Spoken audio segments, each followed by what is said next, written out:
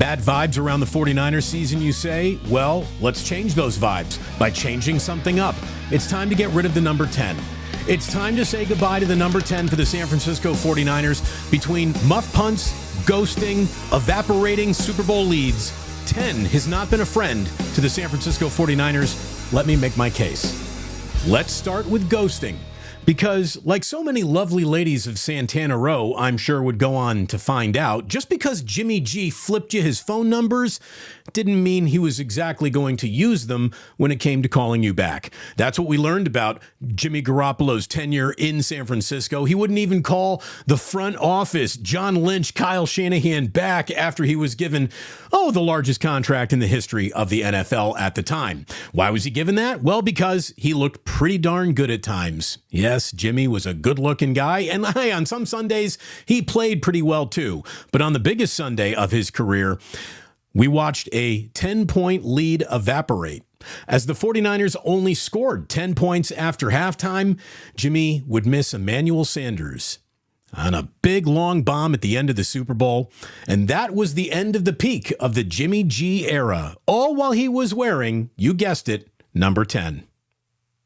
But it wasn't just Jimmy G's 10-point Super Bowl blown lead that stung. No, that number would rear its head again in Las Vegas to the dreaded Kansas City Chiefs. Once again, making a 10-point lead go away, the 49ers lose another Super Bowl, this time in overtime. 2 Super Bowl losses, 2 10-point leads vanishing, but the bad juju of number 10, look, it started way before that, and it is correctable. The 49ers proved this. Did you know that the 10th head coach of the San Francisco 49ers was Fred O'Connor? Fred O'Connor took over midway through the 1978 season and went 1-6. Fred got fired, and it was time to move on from number 10.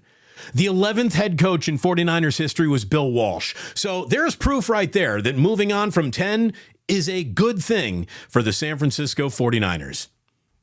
But it gets deeper, and it gets much more painful than that. Just after the 2010 season, it was the 2011 NFC title game, and Kyle Williams made 2 of the worst mistakes in 49ers playoff history. The first was a muffed punt that came in the fourth quarter. That opened the door for the Giants to get back in the game. The second, more devastating mistake came with about 10 minutes left to the 5'10" Kyle Williams.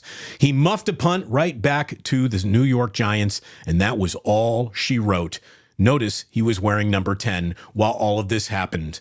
It denied the 49ers a chance to go to a Super Bowl, which the New York Giants went to and won, while Eli Manning was wearing the number 10. All right, Damon, but that's all ancient history. Take your tinfoil hat off, right? Well, you tell me. Go back to just week 2, 2024 season. SoFi Stadium, 10-point lead on the Los Angeles Rams. Probably would have won the game if Ronnie Bell made this catch. Oh, what number is Ronnie wearing? See, thank you very much. Ronnie Bell, change your number.